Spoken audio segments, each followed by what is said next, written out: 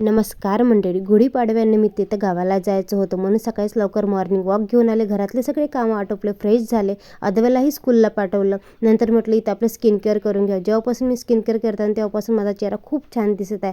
सगळे कामं तर झाले होते म्हणून म्हटलं आता थोडंसं ताक एन्जॉय करतो, म्हणजे दुसऱ्या कामाला एनर्जी येते.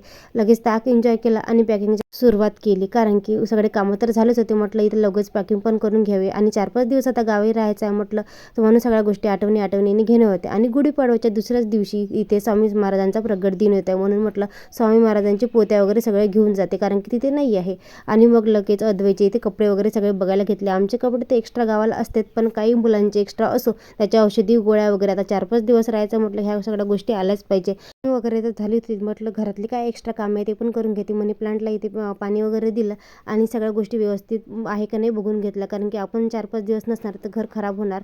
सगळी तयारी झाली, देवाचा आशीर्वाद घेतला आणि गावाकडे निघालो.